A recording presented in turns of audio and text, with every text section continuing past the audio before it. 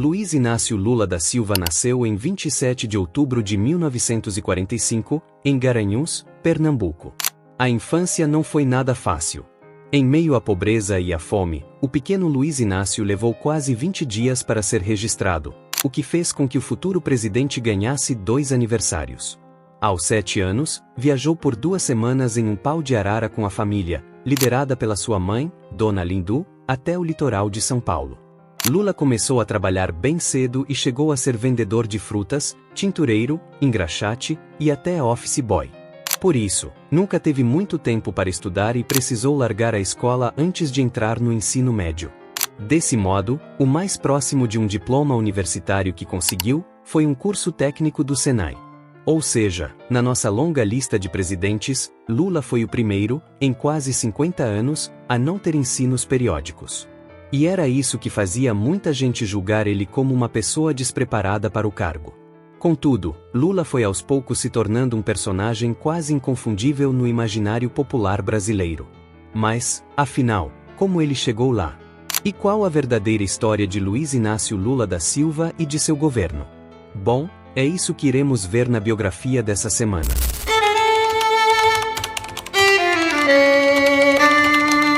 Pode até parecer estranho, mas existiu uma época em que Lula não ligava para a política. Nos anos 50 e 60, Lula e boa parte da população brasileira não tinha tempo ou condições de acompanhar e participar da política. Afinal, estava todo mundo ocupado demais vivendo e trabalhando. Política era papo de rico intelectualizado. Tão tal que Lula não gostava de sindicatos e até tinha medo desse tipo de coisa. Ele era um jovem totalmente despolitizado. Diferente de Fernando Henrique e Dilma, que lutaram contra o golpe de 64. Lula, na época com seus 18 anos, sequer entendia direito o que estava rolando dentro da fábrica que trabalhava. Ele não entendia o que era isso de golpe. Assim sendo, o que ele mais gostava de fazer era andar de bicicleta e jogar bola. No entanto, as coisas só iriam mudar para Lula por causa do seu irmão, o Frei Chico, um militante do Partido Comunista. Ele foi preso e apanhou feito um cachorro por agentes da ditadura. Episódio esse que seria um divisor de águas na vida do jovem Luiz Inácio. Assim, por influência do irmão, ele logo passou a se envolver com o movimento sindical nas indústrias Vilares, em São Bernardo do Campo. Lá, não demorou para a estrela política de Lula começasse a brilhar. Em 1975, ele já era presidente do sindicato e comandou uma onda de greves que incomodou a ditadura por reajuste salarial. O sindicalista chegou a coordenar uma greve de 170 mil metalúrgicos do ABC Paulista, com isso se tornando líder de um dos movimentos mais importantes de resistência à ditadura. Porém, o envolvimento com o movimento sindical fez com que Lula fosse preso em 1980. Ele acabou ficando um mês no DOPS e sendo liberado depois de uma intensa mobilização da sociedade civil. Então, longe de movimentos de guerrilha ou dos partidos tradicionais de esquerda, Lula falava basicamente contra a política de arroxo salarial da ditadura e defendia a organização dos trabalhadores através do movimento popular.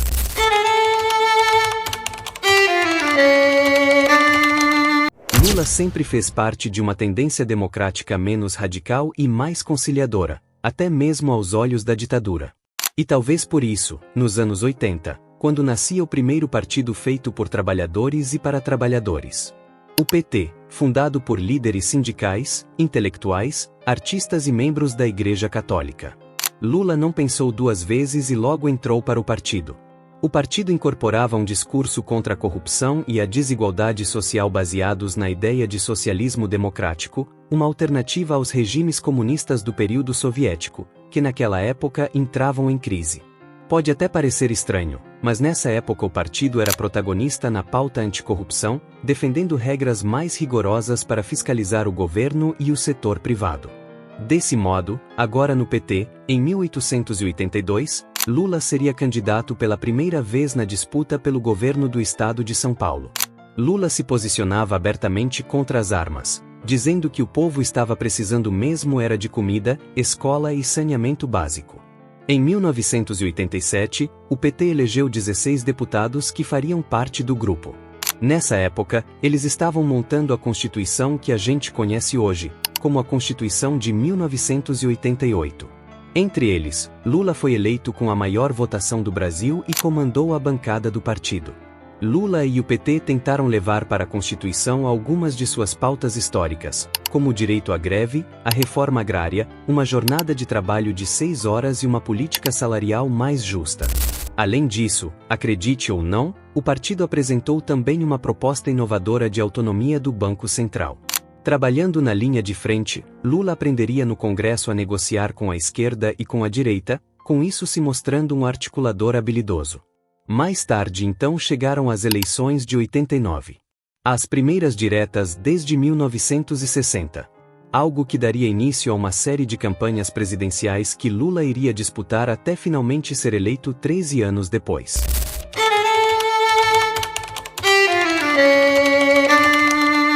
Naquela época, o programa de governo do Lula focava na redução da pobreza e na distribuição de renda. Tudo começava com uma carta reafirmando seu compromisso com a democracia, para afastar aquela fama de radical perigoso. Em uma eleição disputada, Lula surpreendeu e acabou desbancando Brizola. Ele acabou indo para o segundo turno com Collor. Nessa época ele levantava a bandeira anticorrupção. Lula defendia a estatização dos bancos, reforma agrária, a suspensão do pagamento da dívida e um plano estilo Robin Hood, para tirar dos ricos e ajudar os pobres. Mesmo assim ele acabou perdendo no segundo turno. Ainda assim, depois de perder a eleição de 89, Lula foi para a oposição ao novo governo e foi importante articulador do impeachment de Collor. Nessa época, comandado por José Dirceu, o PT passou por um período de moderação, revisando o conceito de socialismo e aceitando uma economia mista, combinada a uma proposta de políticas sociais mais amplas. A conquista de algumas prefeituras também aproximava o PT do dia a dia do executivo, fazendo com que seus líderes se tornassem mais pragmáticos e flexíveis. Isso se refletiu já na campanha de Lula, em 1994, onde o petista começava a falar menos de estatizar banco e mais daquilo que se tornaria sua maior bandeira, o combate à fome e à miséria. Em 94, Lula estava focado em criticar o Plano Real, que para ele beneficiava mais os bancos e as grandes empresas do que a população como um todo. Mas isso tudo de um jeito diferente. Agora ele reconhecia a importância da estabilidade econômica e dava menos ênfase ao socialismo, à luta de classes e à reforma agrária. Bom, visitando 395 cidades brasileiras, especialmente as mais remotas e pobres, Lula embarcou nas chamadas Caravanas da Cidadania. Sua campanha defendia não apenas controlar a inflação, mas também melhorar a vida dos trabalhadores e dos mais pobres, aumentando os investimentos públicos. Contudo, mesmo com todo esse esforço ele acabou perdendo a disputa presidencial de 1994 para Fernando Henrique Cardoso. Em 98, Lula decidiu se aliar ao PDT e ganhar Brizola de vice, com isso superando as diferenças do passado. Agora o PT escondia o vermelho e fazia a estrela brilhar de outra cor. Mantendo o foco no discurso social, ele tentava se mostrar ainda mais como um candidato moderado. Mesmo assim, como você já sabe, Lula perdeu de novo. Mais uma vez, Fernando Henrique levava a eleição no primeiro turno, enquanto o petista conseguia só uns 30% dos votos. E como o próprio Lula diria anos depois, ele estava cansado de perder. Daí viria o maior branding da história de Lula. E o guru disso tudo seria esse cara aí, o marqueteiro Duda Mendonça. Agora com um terno mais alinhadinho, a barba bem feita, sorriso no rosto e uma forma de falar mais clara e tranquila. O Lula se apresentava como o cara que caía menos no embate e tentava conciliar tudo. Agora seria um Lulinha paz e amor. A moderação via também nas propostas. Ele reafirmava o seu compromisso com a reforma agrária, mas com outra pegada, com uma reforma agrária organizada e pacífica, feita em terras ociosas, como prevê a Constituição. Ele chamava empresários para falar no programa eleitoral. E garantia que agora sabia negociar com todo mundo. Lula trouxe para compor a chapa de vice um empresário do Partido Liberal. Sim, o mesmo PL que anos depois se tornaria o partido do Bolsonaro e que nessa época seria o maior símbolo da nova política de alianças do PT. Nesse ano, Lula faria também a famosa Carta ao Povo Brasileiro, onde iria assumir compromissos de pagar a dívida, manter a inflação controlada e não gastar demais. Basicamente, uma tentativa de acalmar o mercado financeiro e os empresários.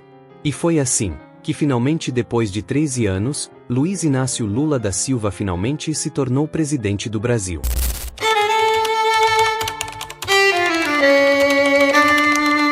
Logo no começo de 2002, o governo Lula seguiu os rumos do seu antecessor, Fernando Henrique, com isso adotando uma política econômica mais liberal, seguindo as diretrizes do FMI.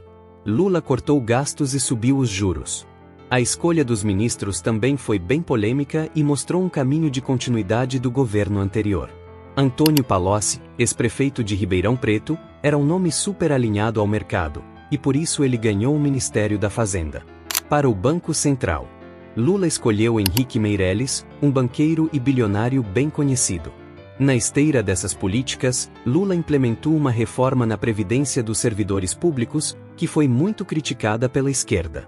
E foi aí que a coisa escalou, e com a ordem direta de Lula, o PT expulsou os parlamentares rebeldes, a senadora Heloísa Helena e os deputados Fontes e Luciano Gin. Eles saíram e acabaram fundando o que se tornaria o PSOL em 2004. Isso tudo era muito estranho, pois como vimos no começo do vídeo, Lula e o PT defenderam a necessidade de fazer uma reforma agrária no Brasil e até hoje rola esse papo de que no governo Lula, o MST faria a festa. E isso realmente não aconteceu. O que aconteceu mesmo foi um apoio aos agrocombustíveis que também ameaçou pequenos agricultores, colocando em xeque a proteção ao meio ambiente e menosprezando mais ainda o movimento sem terra. Mesmo assim, no primeiro mandato, a política ambiental do petista foi liderada por Marina Silva. Ela trouxe uma penca de inovações para a área. Marina conseguiu melhorar os números do desmatamento na Amazônia, que, após aumentar em 2003 e 2004, caiu significativamente durante os 6 anos seguintes de Lula, em uma retração de mais ou menos 67%.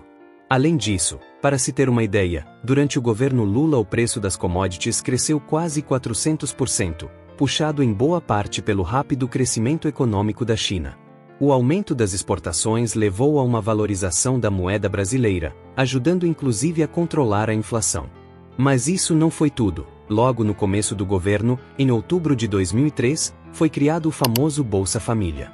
O programa passou a oferecer suporte financeiro direto para famílias em situação de pobreza extrema. Esse programa era condicionado a uma série de coisas, como presença na escola e vacinação. Naquele ano, também foi lançado o programa Fome Zero para combater imediatamente a fome. O programa recebeu uma penca de doações, incluindo 1 milhão de litros de leite de uma empresa de embalagens, e teve apoio de artistas como Lenny, Bono e Shakira nos primeiros anos. Esses programas sociais incorporavam pautas históricas do Lula e do PT, de combate à fome e à pobreza através de uma inclusão pelo consumo. Era uma política de grande impacto e de baixo custo, chegando a mais de 50 milhões de pessoas por menos de 15 bilhões de reais, cerca de 0,5% do PIB. Para seus críticos, ela não poderia resolver o problema da desigualdade no Brasil, mas seus efeitos iam bem além disso. Esses gastos adicionais circulavam pela economia, criando emprego, aumentando a produção e, consequentemente, elevando a renda geral. No fim, os programas sociais não apenas melhoram o bem-estar imediato dos indivíduos, mas também impulsionam a economia. Os programas sociais também seriam associados a uma política antiga de valorização do salário mínimo, que entrava nessa mesma ideia do efeito multiplicador.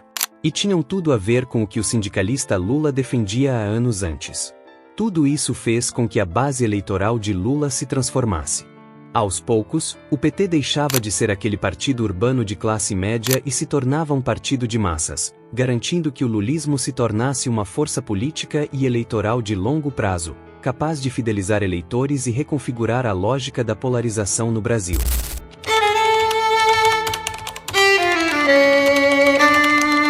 Bom, nem tudo são flores. O Mensalão foi o primeiro e mais conhecido escândalo de corrupção do governo Lula. Tudo veio à tona em 2005, quando esse vídeo aí mostrou Maurício Marinho, dos Correios, recebendo propina em nome de Roberto Jefferson, do PTB. O dinheiro era pago por empresas interessadas em participar de licitações do governo. Só que isso ainda iria piorar. Jefferson jogou o governo no meio do escândalo quando revelou que Delúbio Soares, do PT, pagava mesadas de R$30 mil a deputados do PT e do PL para votarem a favor de pautas do interesse do governo Lula.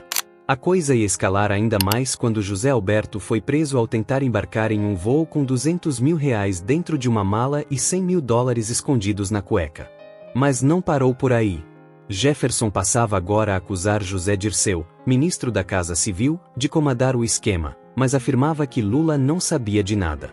O escândalo fez a aprovação do governo despencar 8 pontos, e pela primeira vez em dezembro de 2005, quem considerava o governo ruim ou péssimo era maior do que aqueles que consideravam bom ou ótimo. Lula resolveu então se pronunciar sobre tudo isso. Ele disse: "Eu não tenho nenhuma vergonha de dizer ao povo brasileiro que nós temos que pedir desculpas. Eu me sinto traído por práticas inaceitáveis das quais nunca tive conhecimento. Estou indignado pelas revelações que aparecem a cada dia." Naquele mesmo ano as investigações sobre o mensalão foram instauradas, mas encerrou sem resultados devido à falta de provas. Mesmo assim, em 2007, o STF iniciou a ação penal 470, levando à prisão de 20 pessoas em 2013. Contudo, o mensalão não seria o primeiro e nem o último escândalo de corrupção na história do PT. Ao longo dos anos diferentes casos seriam revelados, colocando em xeque a credibilidade do partido e de seus líderes, como o próprio Lula. Em 2006, quando a poeira começou a baixar, a popularidade de Lula voltou a subir. Com a economia crescendo, a aprovação de Lula atingiu seu maior índice às vésperas das eleições. E aí já sabe, né? Depois de uma campanha marcada pelo debate sobre corrupção e um segundo turno contra Geraldo Alckmin, Lula foi reeleito presidente. Ainda assim, o mensalão fez com que grandes nomes do PT saíssem de cena. Foi o caso do ministro da Fazenda, Palocci, e o da Casa Civil, José Dirceu. Isso abriu espaço para que Lula fizesse algumas mudanças no seu ministério e trouxesse para o lugar de Dirceu uma economista com perfil técnico e meio desligado do mundo da política, Dilma Rousseff. Já a cadeira de ministro da Fazenda seria ocupada agora por Guido Mantega. A dupla seria responsável por mudar um pouco as coisas na política econômica do governo, que começou a ser um pouco mais intervencionista e se distanciar dos primeiros anos do governo Lula de corte de gastos e redução de despesas. Essas medidas não eram exclusivas do Brasil e contavam com o pacote de redução de impostos sobre produtos específicos para estimular o consumo, aumento dos investimentos públicos em infraestrutura, facilitação do crédito através de bancos públicos e adoção de políticas de incentivo ao crédito. Tivemos também a Lei Maria da Penha, em 2006, e a expansão de políticas de combate à violência doméstica e de programas voltados para a saúde da mulher. O protagonismo do Estado em setores estratégicos seria visto em programas como o PAC, lançado em 2007 e que trazia uma agenda de investimentos públicos em infraestrutura. Lula também ficaria conhecido por inaugurar uma nova política externa. Em vez de focar só nos Estados Unidos e na Europa como antes, ele começou a se aproximar mais dos países em desenvolvimento, como os da América Latina, África e Ásia. Tudo para fortalecer o comércio e conseguir mais oportunidades econômicas. Só que algumas aproximações da época foram um pouco polêmicas. Era o caso de países governados por líderes de esquerda, como a Venezuela de Hugo Chávez, ou de estados socialistas como Cuba. Daí viriam críticas a uma certa conivência do governo com regimes autoritários e a capacidade do Brasil em equilibrar seus interesses sem comprometer valores éticos. Nessa época, o Brasil teve um papel global ativo, enviou tropas da ONU, mediou crises na Bolívia e em Honduras e participou de negociações nucleares com o Irã. Sua política externa fortaleceu relações com países em desenvolvimento.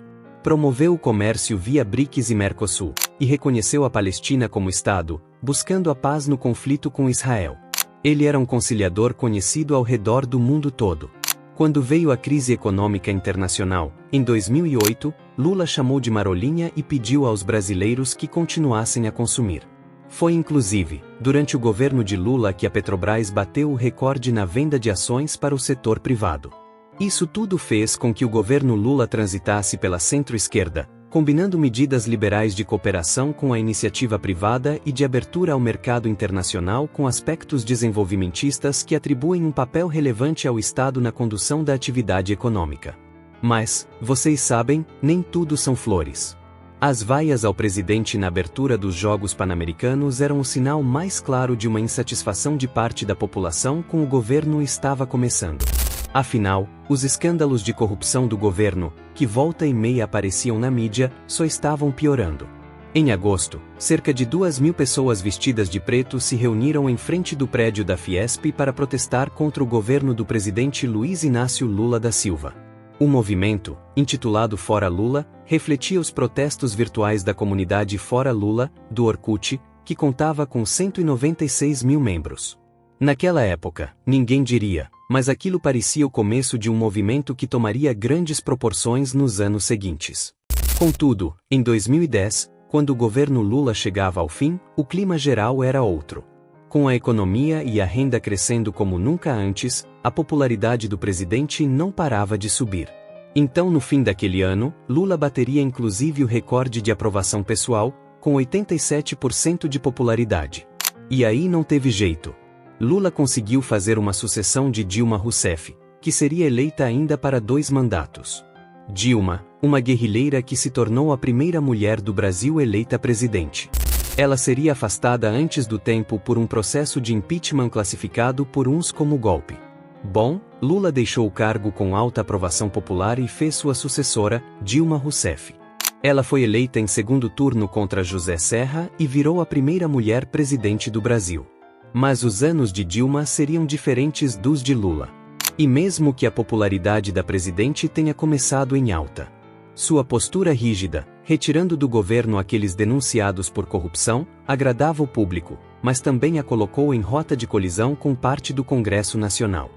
Protestos que tiveram como estupim um aumento no preço das passagens do transporte público, logo evoluíram para grandes manifestações contra a classe política em geral e contra os gastos públicos nos preparativos para a Copa do Mundo e a Olimpíada do Rio. Isso tudo num momento de insatisfação com problemas crônicos em áreas como saúde e educação. Mesmo assim, Dilma foi reeleita em 2014 por uma margem estreita sobre Aécio Neves, mas muitos analistas já notavam um esgotamento do modelo de governo petista. Em 2013, as manifestações, que tinham um foco amplo contra políticos, contra a corrupção e por melhores serviços, acabaram trazendo à tona uma insatisfação com o governo federal. Em 2014, a Operação Lava Jato iniciou investigações sobre figuras-chave do governo federal, com acusações que se estendiam a práticas cometidas desde os anos 2000. Lula foi ouvido pela Polícia Federal pela primeira vez na condição de informante em 2015. E desde então vinha sendo investigado. Então, logo as ruas foram tomadas por protestos pedindo a retirada de Dilma. Era recorrente a visão de bonecos de Lula vestido como presidiário. Eles se tornaram presença constante nas manifestações que viram por acontecer. Contudo, quando Lula foi anunciado por Dilma como novo ministro da Casa Civil, no mesmo dia, o então juiz Sérgio Moro retirou o sigilo de ligações telefônicas entre os dois petistas. Lula foi acusado de usar o cargo com foro privilegiado para tentar se livrar de uma possível ação policial. O ex-presidente disse que ele e Dilma haviam virado alvo de uma perseguição injusta. Até que em setembro de 2016, Lula foi denunciado sob acusações de corrupção e lavagem de dinheiro em contratos com uma empreiteira. Essas acusações foram apresentadas pelo procurador Deltan Dallagnol no documento de PowerPoint, que acabou ficando famoso tempos depois. Na esteira do desgaste, Dilma Rousseff acabou afastada do cargo, acusada de ter cometido crime de responsabilidade pela prática das chamadas pedaladas fiscais, ou seja, manobras contábeis que dariam a impressão de que as contas públicas estavam em ordem. Dilma se defendeu dizendo que todas as suas ações estavam amparadas pela Constituição e pela Lei de Responsabilidade Fiscal. Essa investigação, que acabou conhecida como a Lava Jato, resultou na prisão e condenação de antigos aliados de Lula, como o ex-governador do Rio Sérgio Cabral e o ex-ministro Antônio Palocci. Em 11 de maio de 2017, Lula foi interrogado pelo então juiz Sérgio Moro, responsável por julgar, em primeira instância, os casos da Lava Jato. Moro listou todas as acusações contra o petista, e numa primeira parte, o Ministério Público argumentou que Lula teria conhecimento e participação em um esquema de corrupção que teria vitimado a Petrobras, com divisão de propinas entre diretores da Petrobras e agentes políticos. Em uma segunda parte, o Ministério Público argumenta que o senhor ex-presidente teria sido beneficiado por uma empreiteira, com vantagem indevida de cerca de R$ 2.424.000. Essas propinas teriam e seriam entregues no repasse de um imóvel tipo apartamento triplex. E se não fosse o bastante, em 2017, um AVC acabou tirando a vida da segunda mulher de Lula, Marisa Letícia, que havia acompanhado o petista em toda a sua carreira de sindicalista e de político. E foi nesse contexto que em julho daquele ano, Sérgio Moro condenou Lula a 9 anos e 6 meses de prisão por corrupção. Em março do ano seguinte, o Tribunal Regional Federal da 4ª Região rejeitou por unanimidade os recursos apresentados pela defesa. No início de abril de 2018, um pedido de habeas corpus do ex-presidente foi negado pelo STF. E foi aí quando Lula teve a sua prisão decretada. Ele passou um bom tempo preso, mas logo o ex-presidente foi autorizado a deixar a prisão para o velório e cerimônia de cremação do neto Arthur, que morreu de meningite. Nessa época, ele estava visivelmente abalado. Ainda assim, mesmo preso, o ex-presidente continua tendo influência política. Ele até chegou a ser registrado como candidato oficial do PT à presidência, tendo Fernando Haddad como vice, mas o registro foi negado pelo Tribunal Superior Eleitoral com base na lei da ficha-limpa, já que Lula havia sido condenado por um tribunal colegiado. Desse modo, Haddad oficialmente substituiu Lula a um mês da eleição. Contudo, ele foi derrotado em segundo turno por Jair Bolsonaro, que venceu sustentado por um forte sentimento anti-PT e anticorrupção. Até que em 2019, uma decisão do STF levou à libertação de Lula. O tribunal decidiu que a prisão, após a condenação em segunda instância, era inconstitucional, e que réus só poderiam ser presos depois do fim do processo, quando se esgotam todas as possibilidades de recurso da defesa. Além disso, o processo de Lula ainda não havia transitado em julgado. Então, o ex-presidente foi solto em Curitiba, em 8 de novembro de 2019, depois de passar 580 dias detido. Mais tarde, em março de 2021, o STF entendeu que os processos contra Lula não deveriam ter transitado na Justiça de Curitiba. E assim, pouco depois, em junho, a Corte decidiu também que o ex-presidente não havia sido julgado com imparcialidade por Sérgio Moro. Com isso, as condenações que recaíam sobre Lula foram consideradas nulas. E foi isso que pavimentou a volta de Lula à cena eleitoral. E em 21 de julho de 2021, o PT oficializou a candidatura de Lula à presidência, em uma chapa com Geraldo Alckmin. Bom, desde o início, a campanha eleitoral de 2022 foi polarizada entre dois candidatos, Lula e Bolsonaro. E apesar do sentimento antipetista ainda persistir entre uma parcela importante de brasileiros, desde o início, Lula se manteve à frente de Bolsonaro nas pesquisas de opinião. E assim como Jair Bolsonaro foi eleito, amparado em grande parte pelo forte sentimento antipetista em 2018, Lula também contou em seu retorno histórico, com a ajuda da forte rejeição a Bolsonaro. E assim, mais uma vez ele se tornou presidente do Brasil. Enfim, espero que tenham gostado, e se sim, não esqueçam de curtir e comentar aqui embaixo, para que possamos trazer mais vídeos como esse. Um forte abraço e fiquem com Deus, valeu!